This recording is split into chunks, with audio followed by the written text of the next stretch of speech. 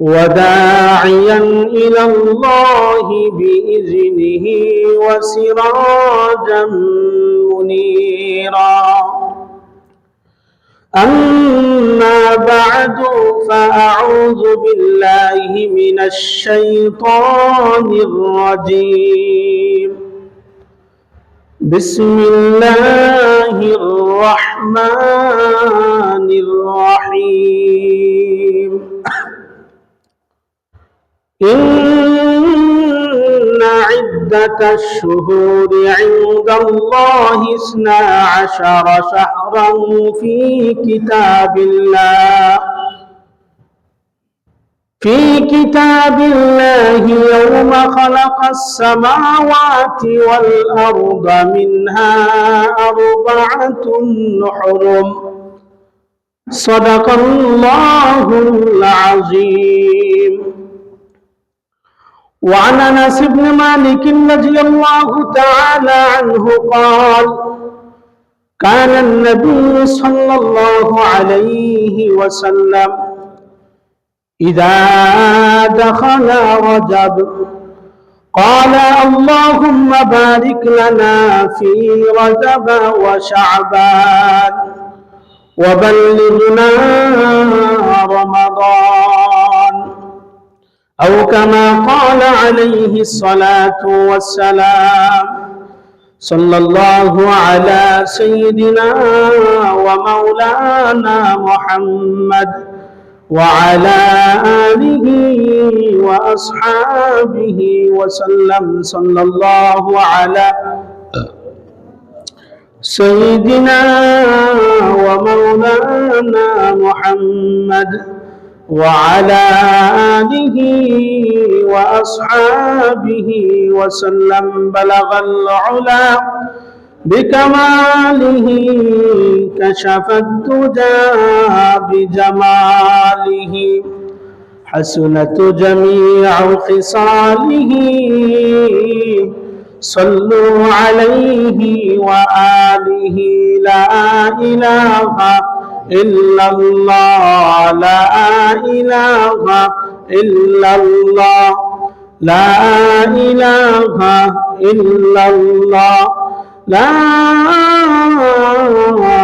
إله إلا الله، محمد رسول الله صلى الله عليه وسلم. الحمد لله।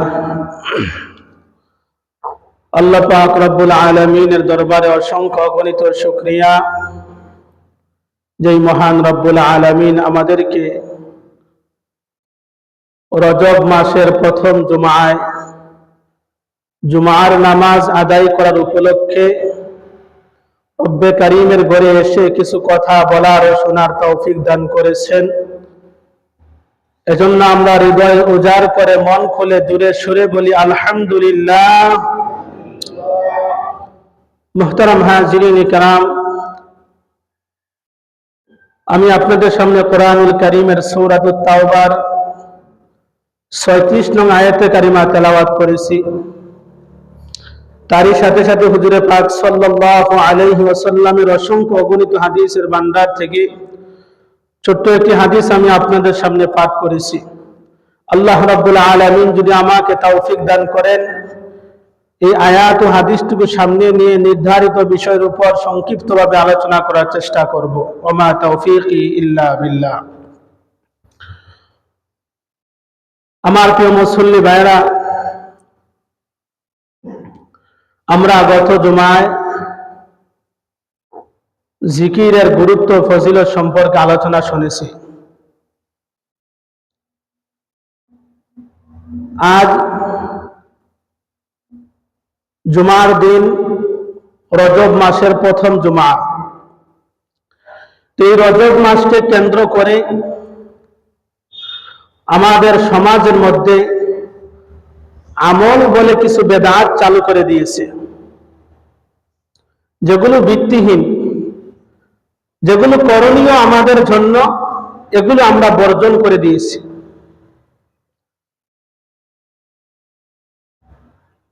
এই রজব মাসের কোরআন হাদিস আমার এই ক্ষুদ্র জ্ঞান দ্বারা গাটাগাটি করে 5টি করণীয় বিষয় আমি পেয়েছি।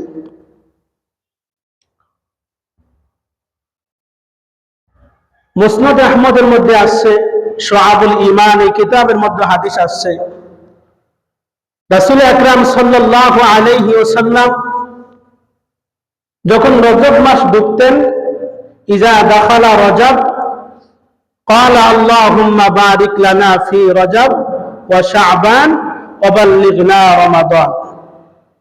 হযরত আনাস রাদিয়াল্লাহু তাআলা আনহু বলেন,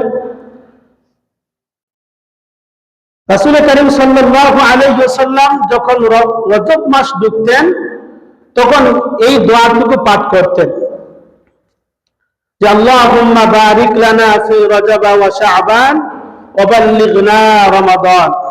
হে আল্লাহ, রজব মাসের বারাকাত আমাদেরকে দান করুন, শাবান মাসের বারাকাত আমাদেরকে দান করুন, আর আমাদেরকে রমজান পর্যন্ত পৌঁছিয়ে দিন। সুবহানাল্লাহ, সুবহানাল্লাহ, কত চমৎকার দোয়া করেছেন।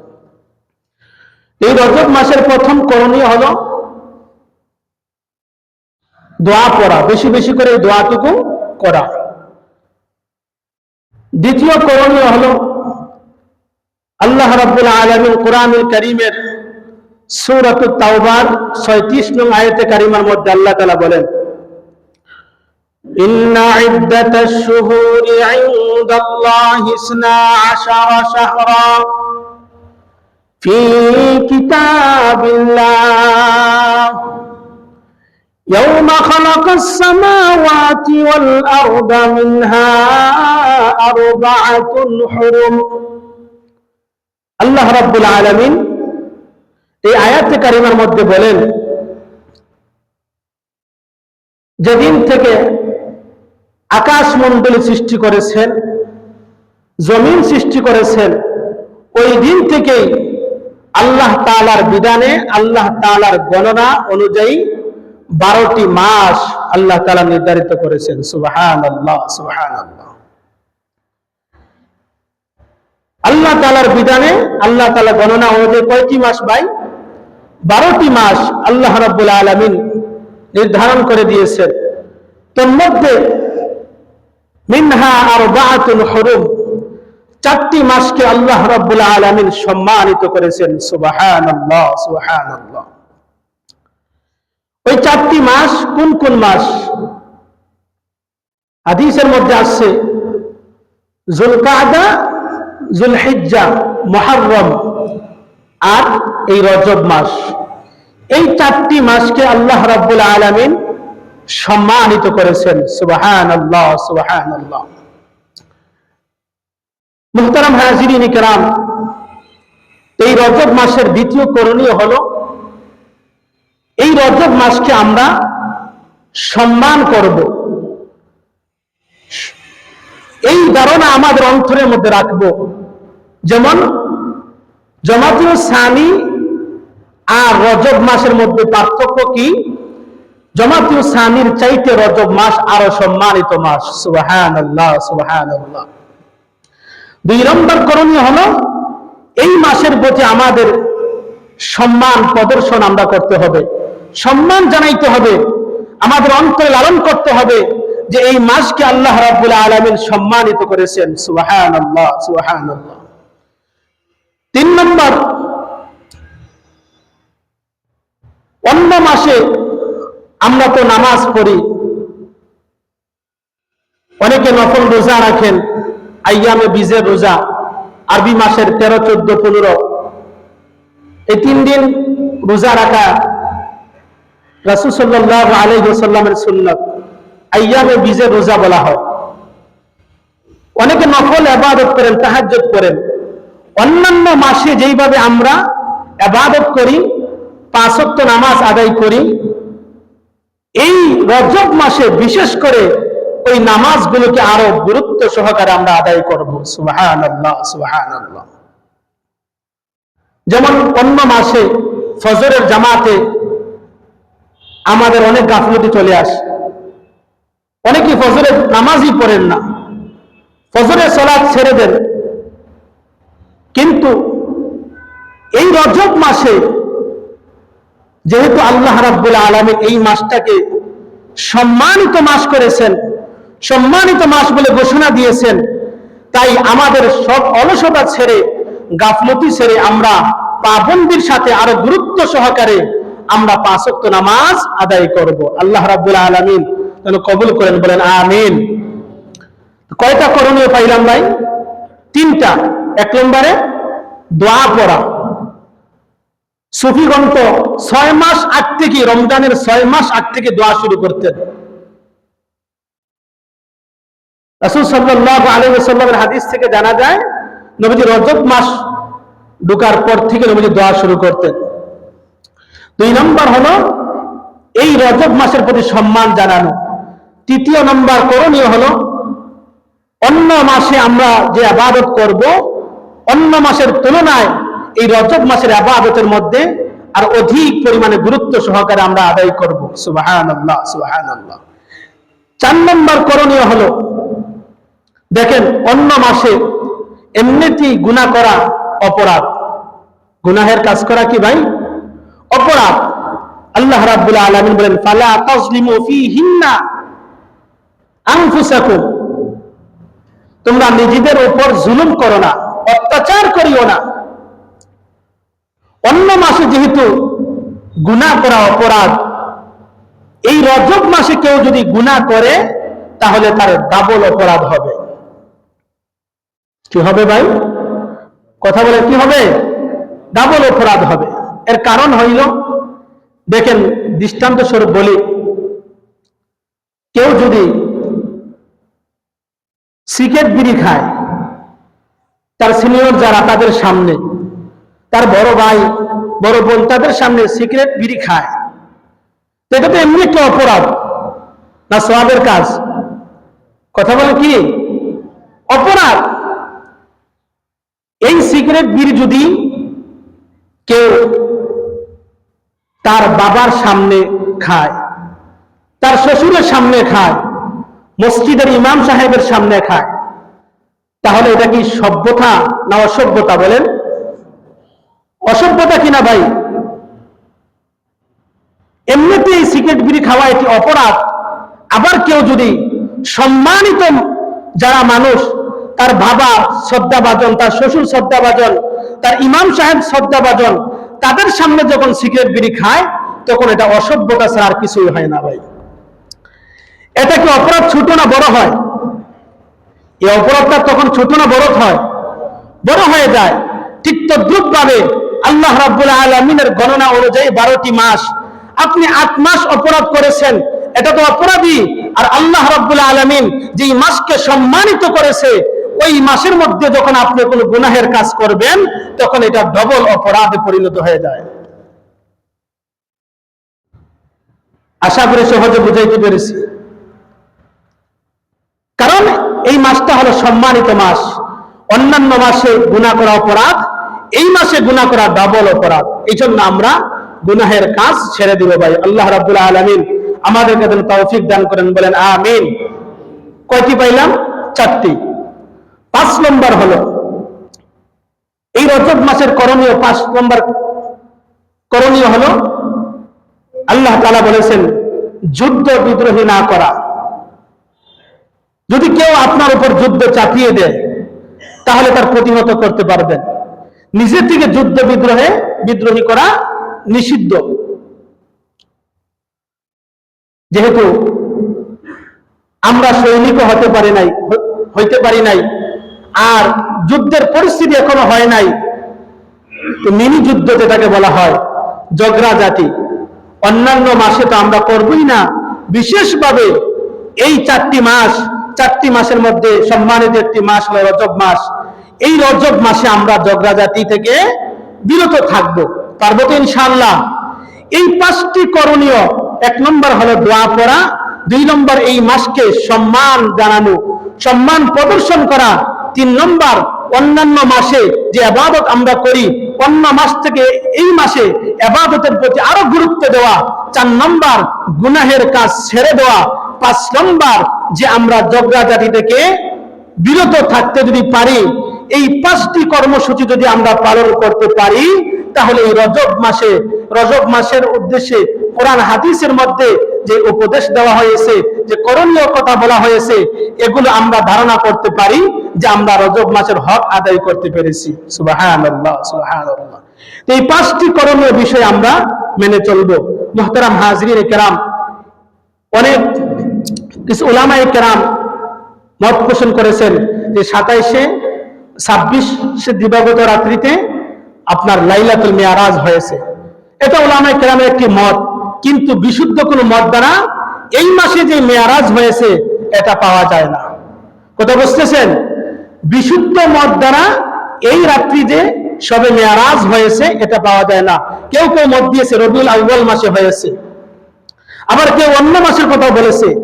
তবে আমরা মুসলমান হিসাবে আমাদের এই আকীদা পোষণ রাখতে হবে, মিরাজ যে রাসূলের হয়েছে 100 থেকে 100% শিওর, কোনো সন্দেহ নেই।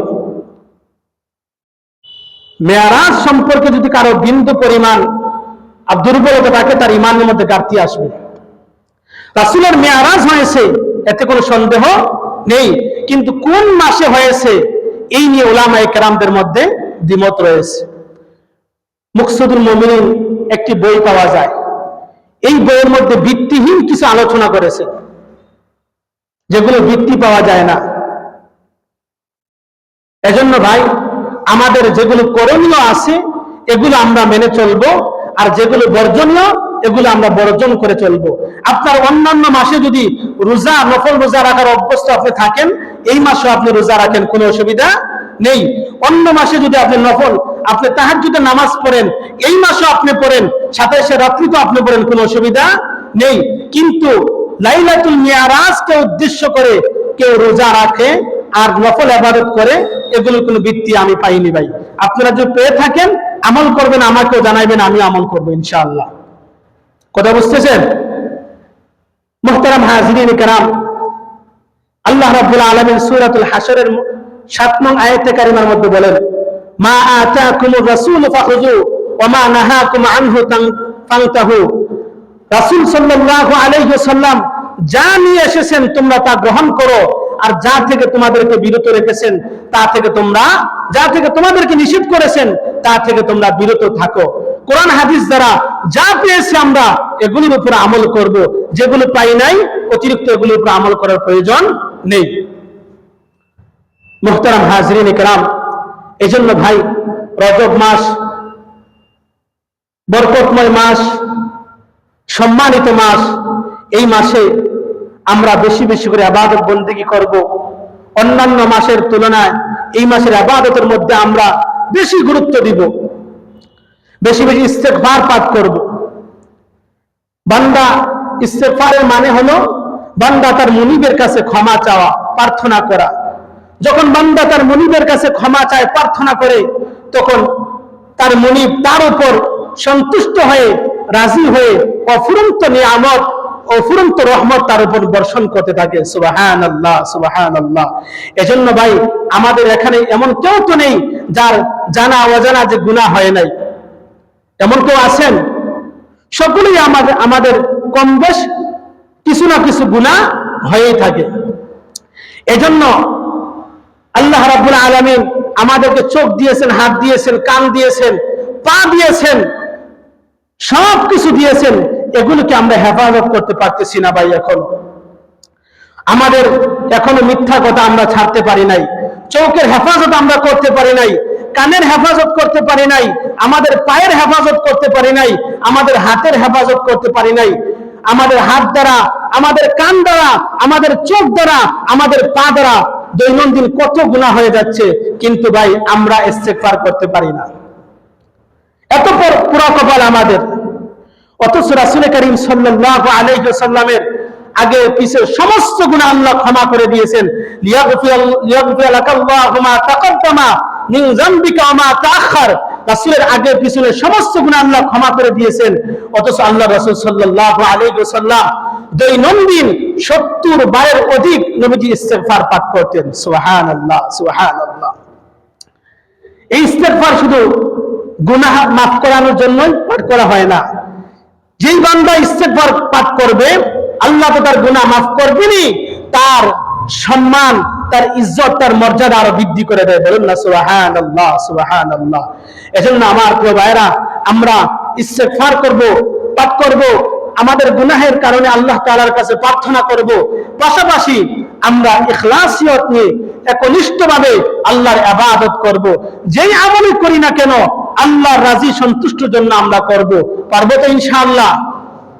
আল্লাহ রাব্বুল আলামিন বলেন, ইন্না সলাতি ওয়া নুসুকি ওয়া মাহইয়ায়া ওয়া মামাতি লিল্লাহি রাব্বিল আলামিন। আল্লাহ রাব্বুল আলামিন বলেন, ও নবী, নিশ্চয় আপনার নামাজ, আপনার কুরবানি, আপনার জীবন, আপনার মরণ, যা কিছু আছে সবকিছু লিল্লাহি রাব্বিল আলামিন। সবকিছু কার জন্য হইতে হবে ভাই? জোরে বলেন, কার জন্য হতে হবে? আল্লাহ রাব্বুল আলামিনের জন্য হতে হবে। যদি আল্লাহকে ছাড়া অন্য কাউকে উদ্দেশ্য করে, অন্য কাউকে যদি আপনি রাজি সন্তুষ্টির জন্য ইবাদত করেন, আপনার ইবাদত গ্রহণযোগ্য হবে না। হাদিসের মধ্যে আছে, হযরত আবু উমামা বাহিনী রাদিয়াল্লাহু তাআলা আনহু থেকে হাদিস বর্ণিত, আল্লাহ রাসূল সাল্লাল্লাহু আলাইহি ওয়াসাল্লামকে জিজ্ঞাসা করা হলো, ইয়া রাসূলুল্লাহ, ওই ব্যক্তি সম্পর্কে আপনার ধারণা কি? ওই ব্যক্তি সম্পর্কে আপনার ধারণা কি যে ব্যক্তি সওয়াবের আশায় এবং সম্মানের আশায় জিহাদ করেন? ওই ব্যক্তি সম্পর্কে আপনার ধারণা কি? আল্লাহ রাসূল সাল্লাল্লাহু আলাইহি ওয়াসাল্লাম বললেন, তার কোনো কিছু নাই। ওই রাওয়ী, ওই সাহাবী একবার নাই, দুইবার না, তিনবার প্রশ্ন করলেন, তিনবারই আল্লাহ রাসূল একই উত্তর দিলেন, তার কোনো, এর মধ্যে তার কোনো ফায়দা নেই, তার কোনো কিছু নেই। রাসূল সাল্লাল্লাহু আলাইহি ওয়াসাল্লাম বললেন, একমাত্র যে আমল একনিষ্ঠভাবে আল্লাহকে সন্তুষ্টির জন্য যে আমল করা হয়, ওই আমলই আল্লাহ গ্রহণ করেন, অন্য আর কোনো আমল আল্লাহ গ্রহণ করেন না। সুবহানাল্লাহ। এজন্য আমার প্রিয় ভাইরা, ইখলাসিয়ত নিয়ে একনিষ্ঠভাবে আল্লাহর ইবাদত করতে হবে। হযরত আব্দুল্লাহ ইবনে ওমর রাদিয়াল্লাহু তাআলা আনহু থেকে একটি হাদিস বর্ণিত রয়েছে, লম্বা একটি ঘটনা, বুখারীর মধ্যে আছে, সহিহ বুখারী শরীফের মধ্যে ঘটনাটি আসছে। হযরত আব্দুল্লাহ ইবনে ওমর রাদিয়াল্লাহু তাআলা আনহু বলেন, আমি রাসূল আকরাম সাল্লাল্লাহু আলাইহি ওয়াসাল্লামকে বলতে শুনেছি, আল্লাহর নবী বলেন, তোমাদের পূর্বেকার তিন ব্যক্তি সফরের মধ্যে বের হয়েছে, ভ্রমণ করতেছে, তারা ভ্রমণ করতে করতে রাত হয়ে গিয়েছে। রাত্রিবেলা তারা পাহাড়ের নিকট দিয়ে ভ্রমণ করে যাচ্ছে, ওইদিকে রাত হয়ে গিয়েছে। রাত হওয়ার কারণে ওই তিন যুবক পাহাড়ের তলদেশে একটি গুহার মধ্যে তারা আশ্রয় নিয়েছেন, একটি গুহার মধ্যে তারা আশ্রয় নিয়েছেন। আর ভাবছেন মনে মনে যে সকাল হলে আমরা আবার আমাদের ভ্রমণে চলে যাইব, এই চিন্তা করে তারা গুহার মধ্যে আশ্রয় নিলেন। ওইদিকে আল্লাহ রাব্বুল আলামিন তাদের কাছ থেকে ভিন্ন আরো কিছু চেয়েছেন। আল্লাহ রাব্বুল আলামিন এমন ঝড় বৃষ্টি শুরু করে দিলেন, এমন ঝড় বৃষ্টি শুরু হয়ে গেল, পাহাড় থেকে বিশাল বড় একটি পাথর এসে ওই গুহার মুখের মধ্যে আটকিয়ে যায়। যখন এই পাথরটাই গুহার মুখের মধ্যে আটকিয়ে গেল, তারা তখন চিন্তায় পড়ে যায়, পেরেশান হয়ে যায়। তারা তখন চেষ্টা করতে লাগলো, তাদের শরীরের সর্বশক্তি দিয়ে তারা চেষ্টা করে দেখে এই পাথরটা চুল পরিমাণ সরানো তাদের দ্বারা সম্ভব হচ্ছে না। তখন তারা মনে মনে ভাবলো, আহারে, হয়তো আমরা এখানে মৃত্যুবরণ করতে হইবে, আমরা আর কখনো আমাদের মা বাবার কাছে ফিরিয়ে যাইতে পারবো না। আর এই পাথর আমরা যদিও না পারি, এই পাথর একজন সরাইতে পারেন, তিনি কে? আল্লাহ। জোরে বলেন, তিনি কে? ওই আল্লাহ ছাড়া আর কেউ পাথর সরাইতে পারেন না। তখন তারা বললেন, আমাদের তিনজনের জীবনের মধ্যে যে সবচেয়ে ভালো আমল, যে আমলটা একমাত্র একনিষ্ঠভাবে আল্লাহর জন্য করা হয়েছে, ওই আমল পেশ করে করে আমরা আল্লাহর কাছে পানা চাই যে আল্লাহ, আমরা বিপদে পড়েছি, মুসিবতে পড়েছি, আমাদেরকে এই বিপদ থেকে আপনি রক্ষা করুন। এই তিন যুবকের এক যুবক তখন আল্লাহ তাআলার কাছে আরজ করলেন, ওগো প্রভু, আয় আল্লাহ, আমি একজন রাখাল ছেলে, আমি প্রতিদিন বকরির দুধ দহন করে, আমি সন্ধ্যাবেলা যখন বাড়িতে চলে যাই, আমি বাড়িতে চলে যাওয়ার পর আমার বৃদ্ধ পিতা মাতা আমার বাড়ির মধ্যে রয়েছে, আমি আমার বৃদ্ধ পিতা মাতাকে আমি নিজ হাতে দুধ পান করাই। ওইদিকে আমার সন্তান, আমার বিবি বাচ্চাগুলো রয়েছে, তারাও দুধ পান করার জন্য ছটফট করতেছে। ওগো আল্লাহ, আমি আমার মা বাবার পূর্বে তাদেরকে দুধ পান করানোটা আমি পছন্দ করি নাই। রব্বুল আলামিন, একদিন আমি বকরির দুধ দহন করতে আমার কিছু দেরি হয়ে যায়। আয় আল্লাহ, আমি যখন রাত্রিবেলা ঘরে ফিরি, এসে দেখি আমার বৃদ্ধ মা বাবা ঘুমিয়ে পড়ে গিয়েছে, ঘুমিয়ে গিয়েছে। রব্বুল আলামিন, ওইদিকে আমার বিবি বাচ্চা দুধ পান করার জন্য ছটফট করতেছে। আয় রব্বুল আলামিন, কিন্তু আমি এটা পছন্দ করি নাই, আমার মা বাবার পূর্বে আমি তাদেরকে দুধ পান করাই। আয় আল্লাহ, আমি দুধের পেয়ালা আমি হাতে নিয়ে আমার মা বাবার শিয়রের সামনে দাঁড়িয়েছিলাম। রব্বুল আলামিন, যখন আমার মা বাবা ঘুম থেকে জাগ্রত হয়েছে, তখন আমি দুধের পেয়ালা নিয়ে তাদের সামনে গিয়ে তাদেরকে দুধ পান করাইলাম। তারপর আমার বিবি বাচ্চাকে আমি দুধ পান করাইলাম। আয় রব্বুল আলামিন, এই কাজটা যদি তোমার কাছে পছন্দ হয়ে থাকে, আয় আল্লাহ, আমি যদি এই কাজটা তোমাকে রাজি সন্তুষ্টির জন্য করে থাকি, তাহলে গো মালিক, আজকে আমরা বিপদে পড়েছি, মুসিবতে পড়েছি, আপনি কাজের ওসিলায় আমাদের পাথরটা আপনি সরিয়ে দেন। সুবহানাল্লাহ।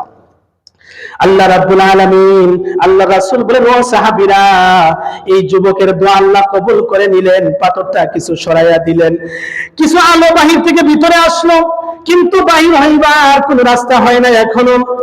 দ্বিতীয় যুবক আবার আল্লাহর কাছে আরজ করলেন, ইয়া রাসূলুল্লাহ, আল্লাহ তাআলার কাছে আরজ করলেন, ওগো আল্লাহ, আমার এক চাচাতো বোন ছিল, অনেক দরিদ্র, আমার কাছে কিছু টাকা চেয়েছিল, কিন্তু আমি এত স্বার্থপর, আমি তাকে দুর্বল পেয়ে আমি তাকে কিছু শর্ত দিলাম, তুমি যদি আমার সাথে জিনার কাজ করো, যদি ব্যভিচার করো, তাহলে আমি তোমাকে টাকা দেব, অন্যথায় আমি তোমাকে দিতে পারবো না।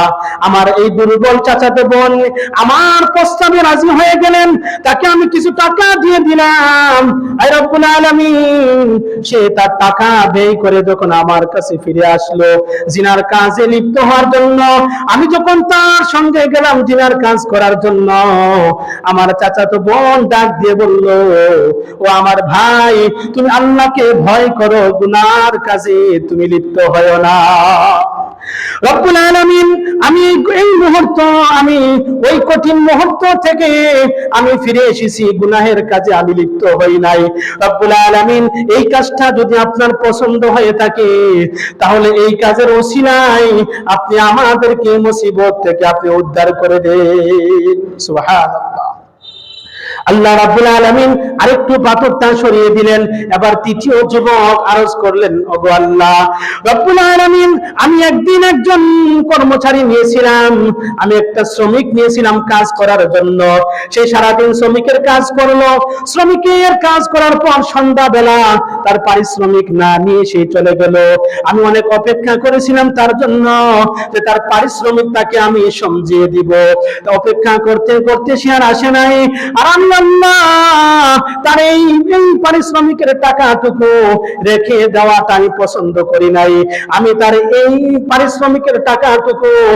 পারিশ্রমিকটুকু আমি দিয়ে একটি ছাগল কিনে নিলাম, ছোট্ট একটি বকরি কিনলাম। এই বকরি দিন দিন যখন বড় হইতে লাগলো, ওই বকরি বড় হওয়ার পর এই বকরি আমার বাচ্চা দিতে লাগলো। এইভাবে একটা বকরির পাল হয়ে গিয়েছে। আমি আল্লাহ তার ওই কয়েকটি বকরি বিক্রি করে একটি রাখাল ক্রয় করে নিলাম। রব্বুল আলামিন রাখাল ক্রয় করার পর বিশাল বড় বকরির পাল হয়ে গিয়েছে। রব্বুল আলামিন এরপর ওই শ্রমিক আসলো তার পারিশ্রমিক নেওয়ার জন্য। শ্রমিক আসার পর বলল আমাকে, ও মালিক, আমার পারিশ্রমিক আমাকে বুঝাইয়া দাও। আমি বললাম, ওই যে দেখা যায় বকরির পাল আর রাখাল, ওই বকরির পাল আর রাখাল হলো তোমার পারিশ্রমিক। সুবহানাল্লাহ। আমার প্রিয় বন্ধুরা, এই ব্যক্তি ডাক দিয়ে বলল, তুমি কি আমার সঙ্গে ঠাট্টা করতেছো নাকি? আমার পারিশ্রমিক আমাকে বুঝিয়ে দাও। তখন বললেন, হ্যাঁ ভাই, আমি তোমার সঙ্গে ঠাট্টা করতেছি না, তোমার টাকা বুঝিয়ে দেওয়ার জন্য আমি অনেক দিন অপেক্ষা করেছি, তুমি যখন আসো নাই তখন আমি টাকাটা দিয়ে ছোট্ট একটি আমি বকরির বাচ্চা নিয়েছি। এরপর আল্লাহ রাব্বুল আলামিন এই বকরির মধ্যে এত পরিমাণ বরকত দান করেছেন, আমি বকরির মাধ্যমে একটা রাখাল আমি ক্রয় করেছি, ওই রাখালটুকু তোমার রব্বুল আলামিন আল্লাহ ওই ব্যক্তি তখন ওই বকরির পাল সহ রাখাল সহ সব কিছু নিয়ে গিয়েছে, আমাকে একটাও বকরি দিয়ে যায় নাই। আয় রব্বুল আলামিন, এতে করে আমার কোনো মনক্ষুণ্ণতা হয় নাই, আমি কোনো কষ্ট পাই নাই। আয় আল্লাহ, এই কাজটুকু যদি তোমার কাছে পছন্দ লাগে তাহলে এর উসিলায় আমাদেরকে এই মুসিবত থেকে তুমি উদ্ধার করে দাও। সুবহানাল্লাহ। এরপর আল্লাহ রাব্বুল আলামিন এই পাথরটা সম্পূর্ণভাবে এই গুহার মুখ থেকে সরিয়ে দিলেন। ওই যুবকরাও বের হয়ে তারাও তাদের বাড়িতে চলে গেলেন। বলুন না সুবহানাল্লাহ। আমার প্রিয় ভাইয়েরা, এই ঘটনা থেকে আমরা কি পাইলাম? এক নম্বর, যখন আপনি কোন মুসিবতে পড়বেন নৈরাশ হবেন না, আল্লাহর উপর ভরসা রাখবেন। দুই নম্বর উপকার হলো, যখন আপনি আল্লাহ রাব্বুল আলামিনের কাছে কোনো কিছু চাইবেন তখন আপনার জীবনে যত ভালো কাজ আছে ওই ভালো কাজ আল্লাহ তাআলার কাছে পেশ করে ওই ভালো কাজের উসিলা দিয়ে আপনি আল্লাহ রাব্বুল আলামিনের কাছে চাইবেন। তিন নম্বর, আল্লাহ রাব্বুল আলামিনের কাছে ইখলাস ছাড়া, একনিষ্ঠ ইবাদত ছাড়া কোন ইবাদত আল্লাহ তাআলার কাছে কবুল হয় না। মুহতারাম হাজিরিন কেরাম, বনী ইসরাইলের একজন ব্যভিচারিণী মহিলা ছিল। এমন কোন গুনাহ নাই যে তার দ্বারা হয় নাই। ওই ব্যভিচারিণী মহিলা দেখেন সারাটা জীবন পার করে দিয়েছে ব্যভিচার করতে করতে, জিনার কাজ করতে করতে। সে রাস্তা দিয়ে বের হয়েছে, রাস্তা দিয়ে বের হয়ে গিয়ে দেখে একটা কুকুর পানির তৃষ্ণায় সে তার জিহ্বা বের করে রেখেছে। তখন ওই মহিলার ওই কুকুরের প্রতি তার নজর গেল, ওই কুকুরের প্রতি তার দয়া হলো। দয়া হওয়ার পর এই মহিলা একটি কূপের নিকটে গেলেন তাকে কিছু পানি পান করানোর জন্য। গিয়ে দেখে কূপের চতুর্দিকে যে কোনো হাতিয়ার নেই যে কূপ থেকে পানি তুলবে, আর কূপের পানি অনেক নিচে নেমে গিয়েছে। তখন ওই মহিলা তার পায়ের মধ্যে ছিল চামড়ার মৌজা। কিসের মৌজা ভাই? চামড়ার মৌজা। এই চামড়ার মৌজা দিয়ে সে চেয়েছিল কূপ থেকে পানি নিয়ে আসার জন্য। সে কূপ থেকে পানি নিয়ে আসার জন্য চেয়েছিল, কিন্তু পানি নিচে থাকার কারণে সে পানি লাগ পায় নাই। তখন এই মহিলার মাথার মধ্যে ছিল লম্বা ওড়না। কি ছিল ভাই? লম্বা একটা ওড়না ছিল। অথচ ব্যভিচারিণী মহিলা। আর আমাদের সমাজের মা বোনদের কি অবস্থা ভাই? দেখেন ওই যুগে ব্যভিচারিণী মহিলা হওয়া সত্ত্বেও লম্বা ওড়না দ্বারা তার মাথাটা দেখে রেখেছে। আমাদের মা বোনদের কি অবস্থা, যে ওড়না তো মাথায় রেখেই না, অথবা আবার ওড়নাটুকু মাফলারের মতো গলার মধ্যে রেখে দেয়। এমন হয় না ভাই? দেখা যায় না রাস্তাঘাটের মধ্যে?